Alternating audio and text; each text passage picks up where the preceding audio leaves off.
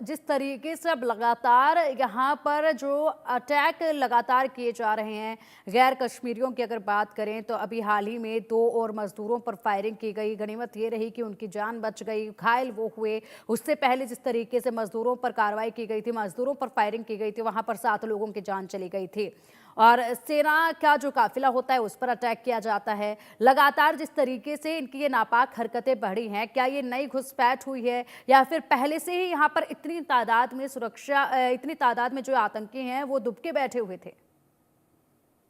देखिए जो पिछले कुछ समय में देखें तो लगभग 60 से 70 आतंकी जम्मू कश्मीर में सक्रिय जो है वो माने जा रहे थे और ये आतंकी अलग अलग ठिकानों में बैठे हुए थे और जब भी इन्हें मौका मिलता था आतंकी घटनाओं को अंजाम देते थे। मगर सुरक्षा बलों ने इस चीज को सुनिश्चित करने के लिए ताकि चुनाव जो है सफलतापूर्वक हो जाए तो उस चीज को लेकर डिप्लॉयमेंट की थी, उस तरीके से कार्रवाइयां की थी और उसमें सुरक्षा बलों को कामयाबियां भी मिली। मगर बौखलाहट में आतंकियों ने बजाय जब वो किसी तरह से अब सुरक्षा बलों का सामना नहीं कर पा रहे थे तो यकीनन उन्होंने जो नॉन लोकल्स हैं कश्मीर में उनको और बाकी सुरक्षा बलों के ठिकानों को निशाना बनाने की कार्रवाइयों को तेज किया। कहीं ना कहीं एक दबाव बनाने की कोशिश जो है इन आतंकियों की थी और पाकिस्तान चाहता था कि जम्मू कश्मीर में जो लगातार शांति है उसको भंग किया जाए। उसी के कारण जो है बौखलाहट में इन आतंकियों ने सबसे पहले 18 तारीख को अशोक चौहान नाम के एक व्यक्ति को शोपियां में निशाना बनाया, उसकी हत्या की। उसके बाद गांदरबल में आतंकी हमले को अंजाम दिया गया। एक हमला जो है वो फिर से अनंतनाग के त्राल में हुआ जहां पर आतंकियों ने एक शुभम कुमार नाम के शख्स को गोली मारी जिसमें वो जख्मी हुआ। फिर गुलमर्ग में आतंकियों ने सेना के काफिले पर हमला किया। तो लगातार इस तरह से हरकतें जो है आतंकियों की तरफ से की जा रही हैं और ये बुखलाहट का हिस्सा है। आतंकी हमला करके वहां से फरार हो जा रहे थे और इसी वजह से सुरक्षा बलों को कई तरह की चुनौतियों का सामना करना पड़ रहा था।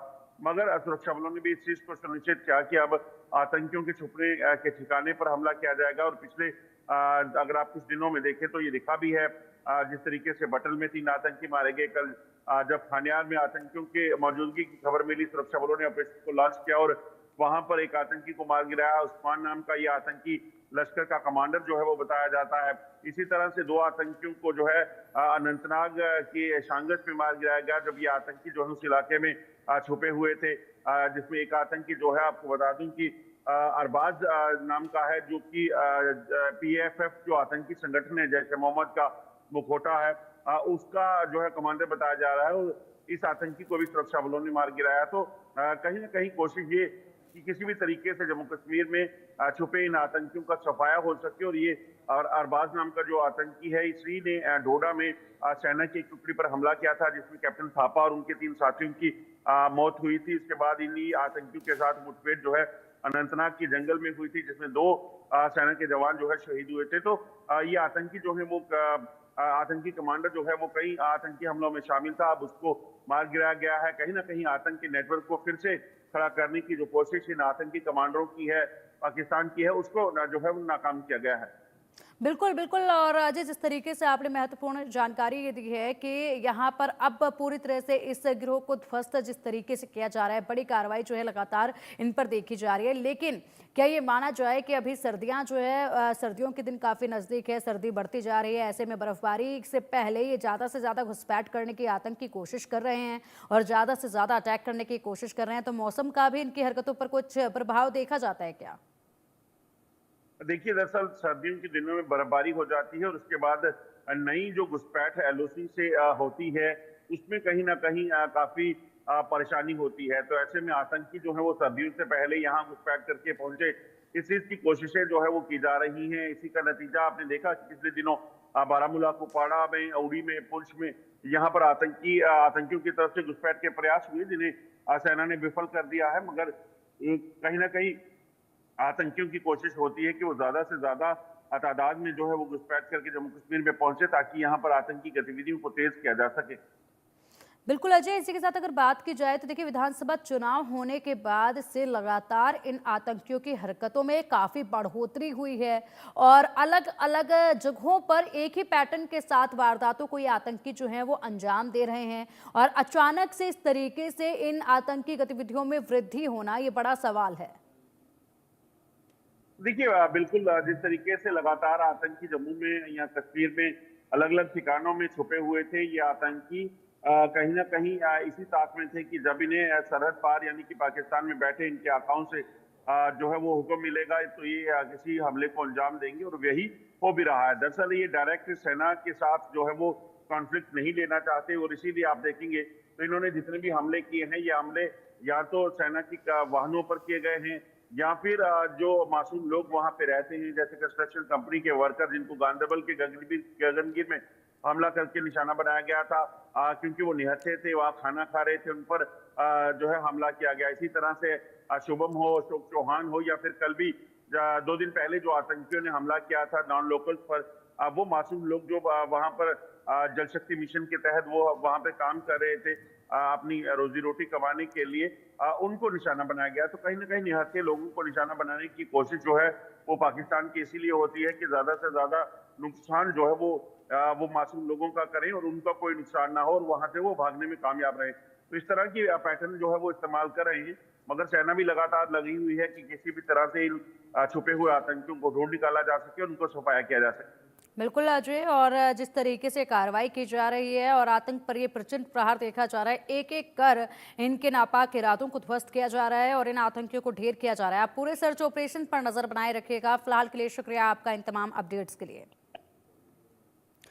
इधर national conference chief Farooq Abdullah के ताजा बयान पर सियासी घमासान छिड़ गया है। उन्होंने आतंकियों को मारने की बजाय उन्हें पकड़ने और आतंकियों से हमलों को अंजाम देने वाले बड़े गिरोहों के बारे में जानकारी लेने की बात कही। बड़ा सवाल यही है कि फारूक अब्दुल्ला के इस बयान के क्या मायने हैं, देखिए इस खास रिपोर्ट में।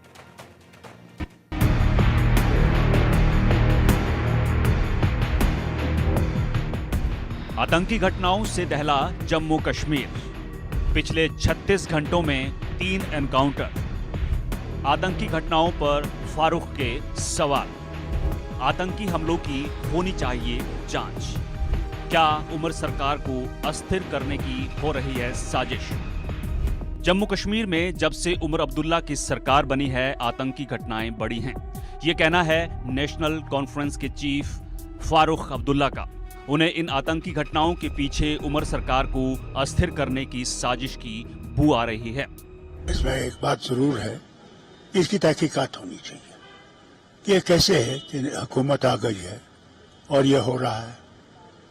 मुझे तो शक है कि वो लोग तो नहीं कर रहे हैं जो इस गवर्नमेंट को डिस्टेबलाइज करने की कोशिश कर रहे हैं, नहीं तो क्यों नहीं पहले हो रहा था। अगर वो पकड़े गए ना जो ये कर रहे हैं, पता लगेगा कौन कर रहा है। मारना नहीं चाहिए उनको पकड़ना चाहिए और पकड़ के उनसे पूछना चाहिए कि कौन उनके पीछे है। फारूक अब्दुल्ला ने कहा है कि आतंकियों को मारा नहीं जाना चाहिए, बल्कि उन्हें गिरफ्तार करना चाहिए ताकि पता लगाया जा सके कि क्या उमर सरकार को अस्थिर करने के पीछे किसी एजेंसी का हाथ तो नहीं। कौन लोग हैं जो ये कर सकते हैं और किस लिए कर सकते हैं? इन सालों में क्यों नहीं किया? मुझे इस पर तशवीश है। कोई असर नहीं पड़ेगा, परवाह मत कीजिए, ये इन चीजों कामयाब नहीं होंगे। हो सकता है मगर मिलिटेंसी है ही नहीं, अभी तक थी नहीं, अब कहां से आ गई? यहाँ तो नॉर्मल सी है, हर तरफ लोग आराम से जा रहे हैं, काम कर रहे हैं, सब ठीक है। फारूक अब्दुल्ला के बयान पर रक्षा मंत्री राजनाथ सिंह ने उन्हें नसीहत दी है कि जिम्मेदार और बड़े राजनीतिज्ञों को ऐसे बयानों से बचना चाहिए। सिक्योरिटी लैप्सेस का प्रश्न नहीं है। यह तो आप जानते हैं कि पहले कितनी आतंकवादी वारदातें होती थी। अब तो बहुत ये कहा जाए कि अब पहले के कंपैरिजन में बहुत ही नगण्य हुई हैं और हमारी सिक्योरिटी फोर्सेस पूरी तरह से सजग हैं और ऐसी परिस्थितियां वहां पर पैदा होंगी कि फिर आतंकवादी वारदातें पूरी तरह से वहां से समाप्त होंगी और जम्मू कश्मीर का तेजी से डेवलपमेंट भी होगा। नहीं, देखो, ऐसा ये नहीं कह सकते कि बहुत बढ़े हुए हैं, लेकिन जो भी हुए हैं, इधर 1, 2, 3, 4 घटनाएं हुई हैं, वो निश्चित रूप से दुर्भाग्यपूर्ण हैं और हमारी सिक्योरिटी फोर्सेस पूरी तरह से सजग हैं और उसका जवाब भी दे रही हैं। ऐसा नहीं है कि उसका जवाब नहीं दिया जा रहा है। बहुत सारे टेररिस्ट मारे भी गए। इधर जम्मू कश्मीर बीजेपी प्रदेश अध्यक्ष रविंद्र रैना ने फारूक अब्दुल्ला को खरा जवाब दिया है। उन्होंने कहा कि फारूक अब्दुल्ला जानते हैं कि आतंकी हमलों के पीछे पाकिस्तान है और उनको भी सीधा सीधा पाकिस्तान का नाम लेना पड़ेगा। आईएसआई और पाकिस्तान की सेना आतंकवादियों को ट्रेनिंग दे रही है, ये जग जाहिर बात है। इसमें किस बात की छानबीन करनी है, इसमें कौन सी जांच पड़ताल है? सारी दुनिया जानती है, खुद डॉक्टर फारूक अब्दुल्ला साहब भी जानते हैं कि जो जम्मू कश्मीर में आतंकवादी हमले हो रहे हैं, जो जम्मू कश्मीर के बेगुनाह लोगों को निशाना बनाने की साजिश और कोशिश हो रही है, ये पाकिस्तान की ओर से हो रही है। आतंकवाद के खिलाफ जंग लड़नी पड़ेगी हम सबको मिलकर। देश के दुश्मनों के खिलाफ लड़ना पड़ेगा, जो अमन के दुश्मन हैं, जो कश्मीरियों के दुश्मन हैं, जो इंसानियत के दुश्मन हैं, उनके खिलाफ हम सबको मिलकर एकजुट होकर जंग लड़नी पड़ेगी। और डॉक्टर फारूक अब्दुल्ला साहब को सीधा सीधा कहना पड़ेगा कि इसमें पाकिस्तान शामिल है। डॉक्टर फारूक साहब भी जानते हैं और उमर साहब भी जानते हैं, अगर दहशतगर्द यहाँ कोई बेचता है वो पाकिस्तान है। और फारूक साहब को भी खुलकर पाकिस्तान को कोसना चाहिए। जिस तरह से दूसरे मामलों पे गवर्नमेंट बनने के बाद उन्होंने पाकिस्तान को कहा कि हमें अपने हाल पे जीने दो, या जिस तरह से उन्होंने रिसेंटली जो स्टेटमेंट दी और मिलिटेंसी और पाकिस्तान के खिलाफ उन्होंने बोला, आज भी उनको बोलना चाहिए। इसमें इन्वेस्टिगेशन की जरूरत है। फॉरेनर्स बैठे हैं यहाँ, अफगानी या हो या चाहे पाकिस्तानी हो, जो भी जिस कंट्री से आए हैं, ये दहशतगर्द है। और कश्मीर में दहशतगर्द पाकिस्तान भेजता है, खुली बात है। फारूक साहब को भी पाकिस्तान को ही कहना चाहिए कि अब दहशतगर्दों को भेजना बंद करो, हमें जिस तरह से हम अमन में रह रहे हैं हमें अमन के साथ रहने दो। सरकार है, सरकार का पूरा समर्थन है। किसी ने ये नहीं कहा कि इस उमर अब्दुल्ला की सरकार को डिस्टेबलाइज किया जा रहा है। पाकिस्तान प्रस्त लोग जो कायरतापूर्ण हरकतें करते हैं, और कोई भी व्यक्ति जहां बाहर कभी बाहरी या अंदरूनी उस प्रकार की कोशिश की जाती है, बाहरी मजदूरों पर अटैक किए गए, लेकिन इस चीज को संभालना सभी का फर्ज है। और फारूकुल्लाह साहब जिम्मेवारी के साथ 3 बार मुख्यमंत्री रहे हैं, उनके ऐसी बातें नहीं करनी चाहिए।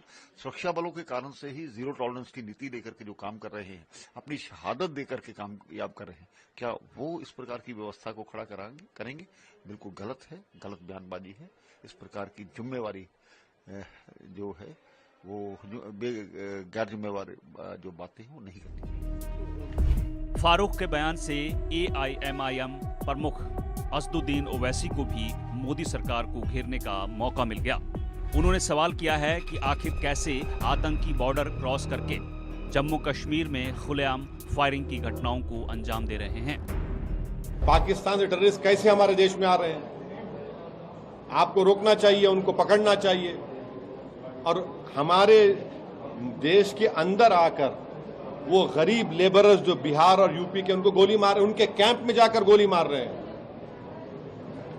तो ये तो नाकामी है नरेंद्र मोदी सरकार की। आतंकवादियों को रोक नहीं पा रहे हैं वो, जो पाकिस्तान से आकर हमारे देश में हमारे शहरियों को मार रहे हैं। जम्मू कश्मीर में दहशतगर्दी के लिए पाकिस्तान जिम्मेदार है और ये बात फारूक अब्दुल्ला अच्छी तरह जानते हैं। इसके बावजूद उन्होंने पाकिस्तान को कटघरे में खड़ा करने के बजाय एजेंसियों पर सवाल उठाए हैं। एक तरफ सेना के जवान जम्मू कश्मीर की सुरक्षा के लिए जान की बाजी लगाए हुए हैं, वहीं फारूक अब्दुल्ला इस मुद्दे पर राजनीति खेल रहे हैं। ऐसे बयानों से किसको फायदा होगा ये उन्हें सोचना चाहिए। Bureau report, India news. Bulletin में यहाँ रुकेंगे एक छोटे से ब्रेक के लिए। खबरों का